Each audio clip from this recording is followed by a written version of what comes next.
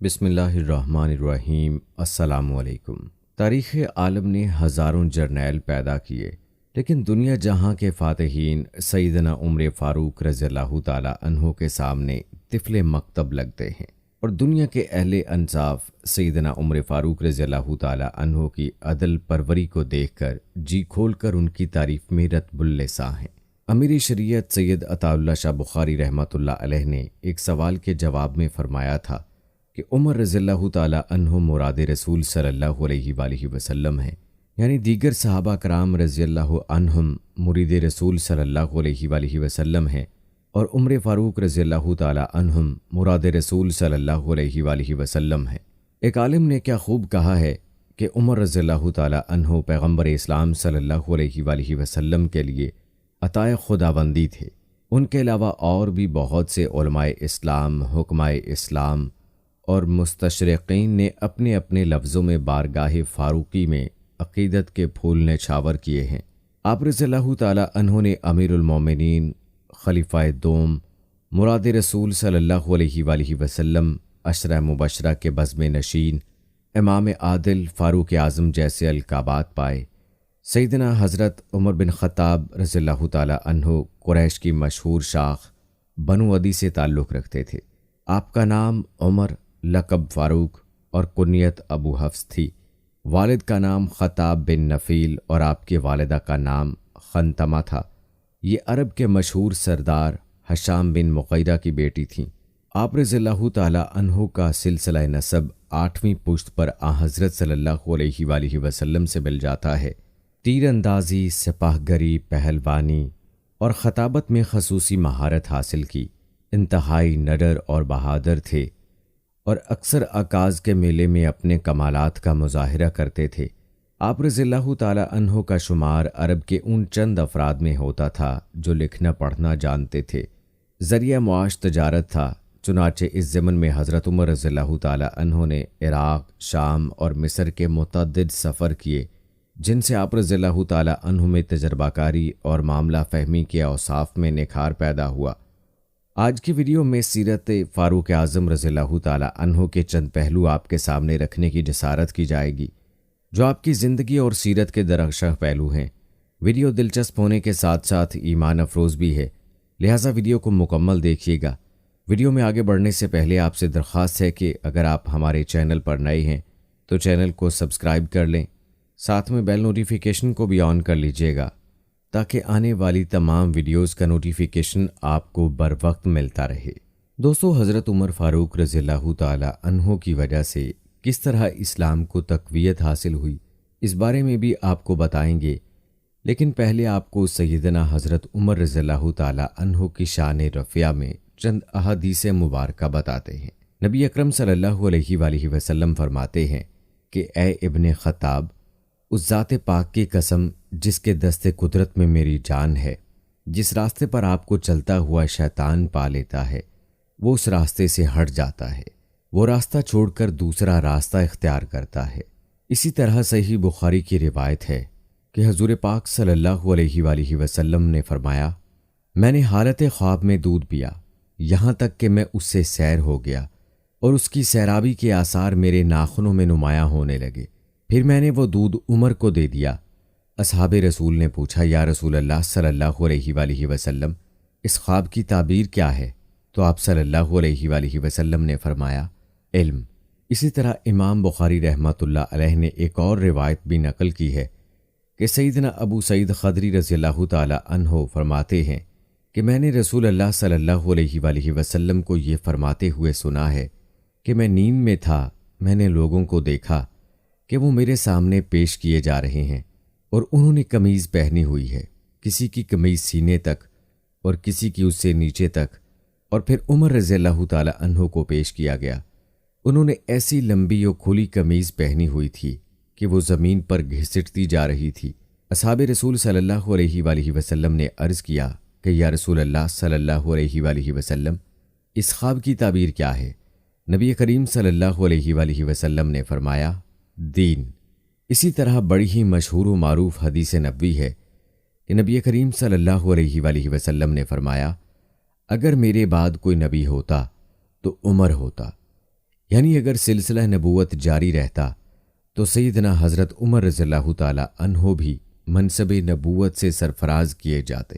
اور ایک حدیث مبارکہ میں ہے، رسول مکرم و معظم صلی اللہ علیہ وآلہ وسلم نے فرمایا، تم میں سے پہلے جو گزری ہیں ان میں محدث ہوا کرتے تھے، اور میری امت میں اگر کوئی محدث ہے تو وہ عمر ہے۔ اسی حدیث مبارکہ میں لفظ محدث کی تشریح میں صاحب فتح الباری علامہ ابن حجر عسقلانی رحمۃ اللہ علیہ یوں تحریر فرماتے ہیں کہ محدث وہ ہے جس کی طرف اللہ کی طرف سے الہام کیا جائے، ملا اعلیٰ سے اس کے دل میں القاء کیا جائے، اور بغیر کسی ارادہ و قصد کے جس کی زبان پر حق جاری کر دیا جائے، یعنی اس کی زبان سے حق بات ہی نکلے۔ دوستو، روایات میں آتا ہے کہ ایک بار سیدنا عمر رضی اللہ تعالی عنہ شفیع اعظم نبی اکرم صلی اللہ علیہ وآلہ وسلم کی بارگاہ میں حاضر ہوئے اور عمرہ کی اجازت طلب کی تو نبی مکرم و معظم صلی اللہ علیہ وآلہ وسلم نے فرمایا، اے میرے بھائی، اپنی نیک دعاؤں میں ہمیں بھی شریک کرنا اور بھول نہ جانا۔ دوستو، یہ تھی چند روایات حضرت عمر رضی اللہ تعالی عنہ کی شان میں۔ آئیے اب آپ کو بتاتے ہیں کہ حضرت عمر رضی اللہ تعالی عنہ کو مراد رسول کیوں کہا جاتا ہے، اور اللہ تعالیٰ نے کس طرح اسلام کو عمر فاروق رضی اللہ تعالی عنہ کے ذریعے تقویت عطا فرمائی۔ دوستو، نبی کریم صلی اللہ علیہ وآلہ وسلم کے اعلان نبوت اور تبلیغ شروع کرنے کے بعد اہل مکہ کے جبر و ستم بہت بڑھ چکے تھے۔ صحابہ کرام رضوان اللہ عنہم سرعام تبلیغ تو درکنار عبادت بھی نہیں کر سکتے تھے، چھپ کر دین اسلام کی تبلیغ و عبادت کی جاتی تھی۔ صحابہ کرام رضوان اللہ اجمعین کی تعداد اس وقت 39 تھی۔ ایک رات بیت اللہ کے سامنے عبادت کرتے ہوئے پیغمبر اسلام صلی اللہ علیہ وآلہ وسلم نے اپنے پروردگار سے عجیب دعا کی، مانگی بھی تو عجب شے مانگی، کسی کے وہم و گمان میں بھی نہیں تھا کہ دعا میں یہ بھی مانگا جاتا ہے۔ اسلام کی بڑھوتری کی دعا کی جاتی، اہل مکہ کے ایمان لانے کی دعا کی جاتی، دنیا عالم میں اسلام کی اشاعت کی دعا کی جاتی، یا اہل مکہ کے ظلم و ستم کی بندش کے لیے ہاتھ اٹھائے جاتے۔ لیکن میرے اور آپ کے عظیم پیغمبر صلی اللہ علیہ وآلہ وسلم نے دعا کی، اے اللہ، عمر ابن حشام اور عمر بن خطاب میں سے کسی کو اسلام کی عزت کا ذریعہ بنا۔ نبی کریم صلی اللہ علیہ وآلہ وسلم نے مکہ مکرمہ میں 2 لوگوں کو نامزد کیا اور فیصلہ خدائے علام الغیوب پر چھوڑ دیا کہ اللہ ان دونوں میں سے جو تجھے پسند ہو وہ دے دے۔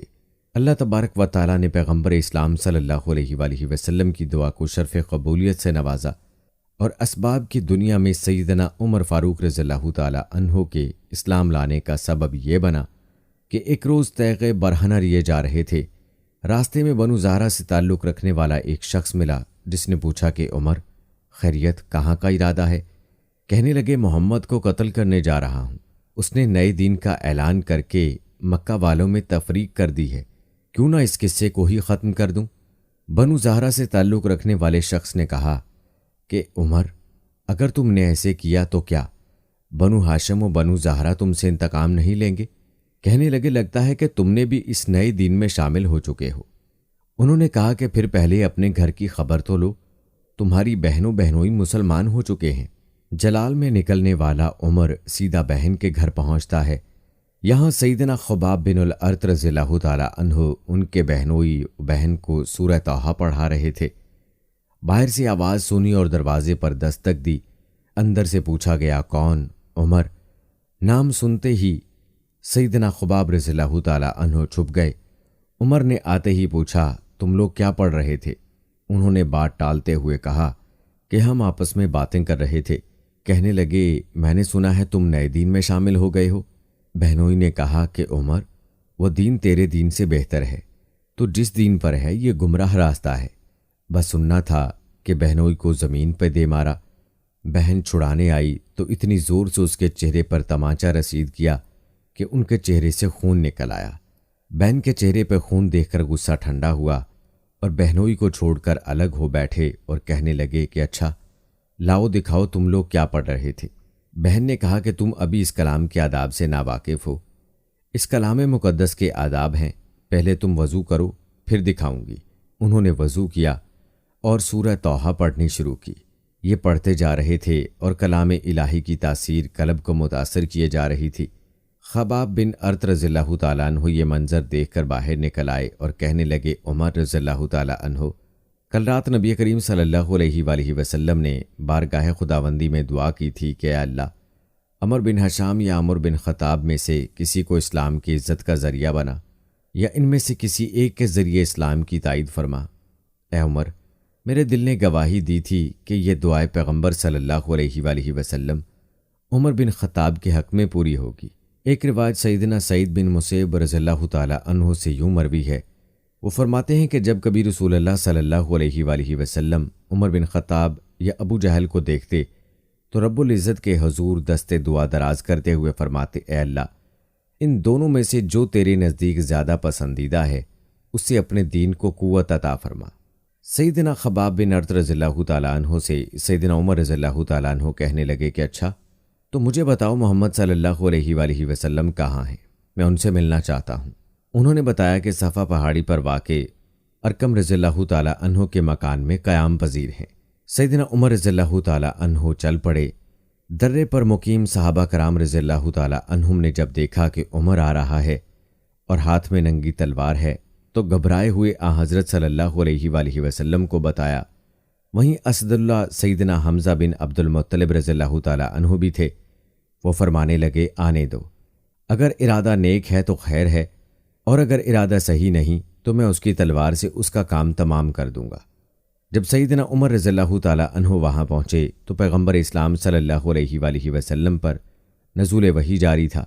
چند لمحوں بعد آپ صلی اللہ علیہ وآلہ وسلم نے عمر رضی اللہ تعالیٰ عنہ سے فرمایا، اے عمر، تم کس چیز کا انتظار کر رہے ہو؟ کیا ابھی وقت نہیں آیا کہ تم اسلام قبول کرو؟ بس یہ سننا تھا کہ فوراً کلمہ شہادت پڑھتے ہوئے دائرہ اسلام میں داخل ہو گئے۔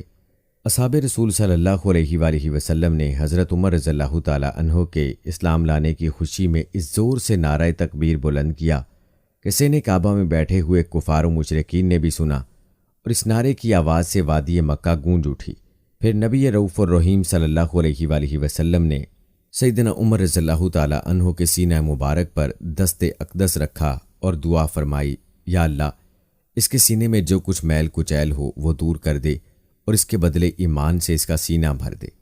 دوستوں، قبول اسلام کے وقت بعض مورخین کے نزدیک آپ کی عمر 30 سال تھی اور بعض کہتے ہیں کہ عمر 26 سال تھی۔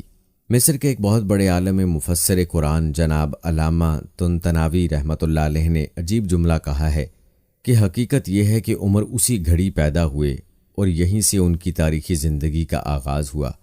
مفسر قرآن سیدنا عبداللہ بن عباس رضی اللہ تعالیٰ عنہما فرماتے ہیں، حضور سرور کائنات صلی اللہ علیہ وآلہ وسلم نے فرمایا کہ جبرائیل علیہ السلام میرے پاس آئے اور کہا کہ آسمان والے عمر کے قبول اسلام پر خوشیاں منا رہے ہیں۔ چند ہی لمحوں بعد سیدنا عمر رضی اللہ تعالیٰ عنہ نے فرمایا کہ اے اللہ کے نبی، کیا ہم حق پر نہیں ہیں؟ آپ صلی اللہ علیہ وآلہ وسلم نے اس بات میں جواب دیا تو فرمانے لگے کہ پھر چھپ کر عبادت کیوں کریں؟ چلیے خانہ کعبہ میں چل کر عبادت کرتے ہیں۔ میں قربان جاؤں اپنے آقا و مولا صلی اللہ علیہ وآلہ وسلم پر کہ انہوں نے ایسے ہی عمر کو نہیں مانگا تھا، بلکہ دور رس نگاہ نبوت دیکھ رہی تھی کہ اسلام کو عزت و شوکت عمر کے آنے سے ہی نصیب ہوگی۔ حضور اکرم صلی اللہ علیہ وآلہ وسلم نے صحابہ کرام رضوان اللہ مجمعین کو 2 صفوں میں تقسیم کیا۔ ایک صف کے آگے اسد اللہ سیدنا حمزہ رضی اللہ تعالیٰ عنہ چل رہے تھے اور دوسری صف کے آگے مراد رسول پیغمبر اسلام صلی اللہ علیہ وآلہ وسلم کے لیے عطائے خداوندی یعنی سیدنا عمر فاروق رضی اللہ تعالیٰ عنہ چل رہے تھے۔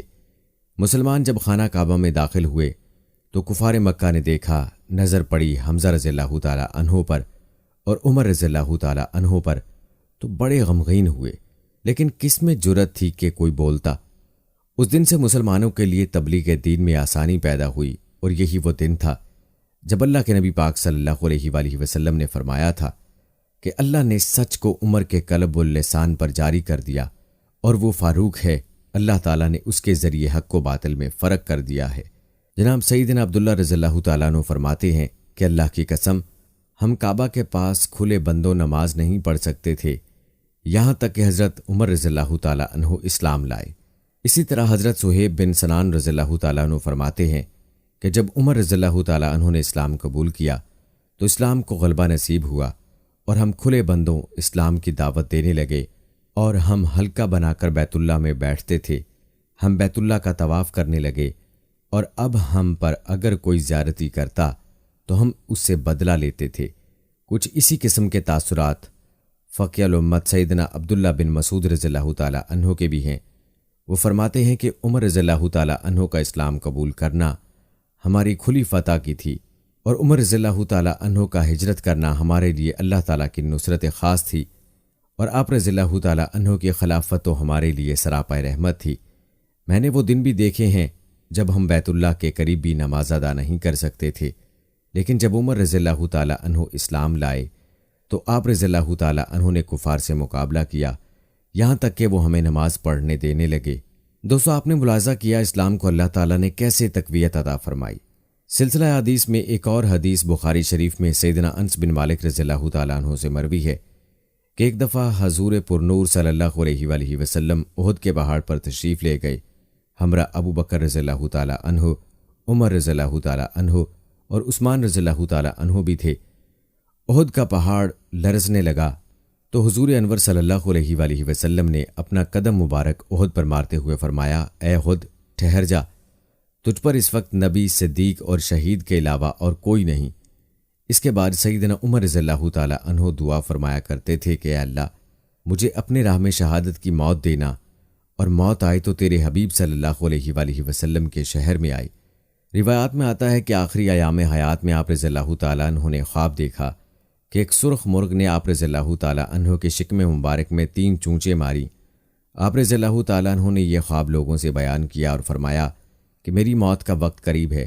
اس کے بعد یہ ہوا کہ ایک روز اپنے معمول کے مطابق بہت سویرے نماز کے لیے مسجد میں تشریف لے گئے۔ اس وقت ایک درہ آپ کے ہاتھ میں ہوتا تھا اور سونے والے کو اپنے درے سے جگاتے تھے۔ مسجد میں پہنچ کر نمازیوں کی صفیں درست کرنے کا حکم دیتے، اس کے بعد نماز شروع فرماتے اور نماز میں بڑی بڑی صورتیں پڑھتے۔ اس روز بھی آپ رضی اللہ تعالیٰ عنہ نے ایسا ہی کیا۔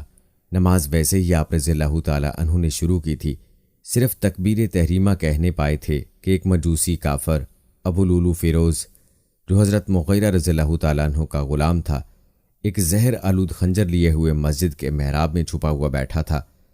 اس نے آپ رضی اللہ تعالیٰ عنہ کے شکم مبارک میں 3 زخم کاری اس خنجر سے لگائے۔ آپ رضی اللہ تعالیٰ عنہ بے ہوش ہو کر گر گئے، اور حضرت عبد الرحمن بن عوف رضی اللہ تعالیٰ عنہ نے آگے بڑھ کر بجائے آپ کی امامت کے مختصر نماز پڑھ کر سلام پھیرا۔ ابو لولو نے چاہا کہ کسی طرح مسجد سے باہر نکل کر بھاگ جائے، مگر نمازیوں کی صفیں مثل دیوار کے حائل تھیں، اس سے نکل جانا آسان نہیں تھا۔ اس نے اور صحابیوں کو بھی زخمی کرنا شروع کر دیا۔ 13 صحابی زخمی ہوئے، جن میں سے 7 جاں بر نہ ہو سکے۔ اتنے میں نماز ختم ہو گئی اور ابو لولو پکڑ لیا گیا۔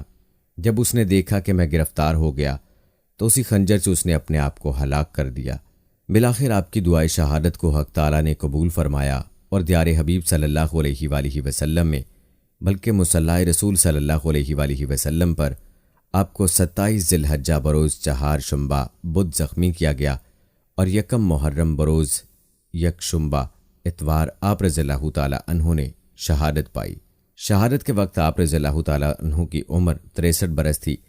حضرت صہیب رضی اللہ تعالیٰ عنہ نے نماز جنازہ پڑھائی، اور خاص روزہ نبی صلی اللہ علیہ وآلہ وسلم میں حضرت ابو بکر صدیق رضی اللہ تعالیٰ عنہ کے پہلو میں آپ رضی اللہ تعالیٰ عنہ کی قبر بنائی گئی۔ دوستو، یہ تھی ہماری آج کی ویڈیو۔ اس ویڈیو کو آپ نے اپنے دوستوں کے ساتھ اور اپنے پیاروں کے ساتھ بھی ضرور شیئر کرنا ہے۔ امید کرتے ہیں کہ ہماری آج کی یہ ویڈیو آپ کو بہت پسند آئی ہوگی۔ اس ویڈیو کے متعلق اپنی رائے کا اظہار ضرور کریں۔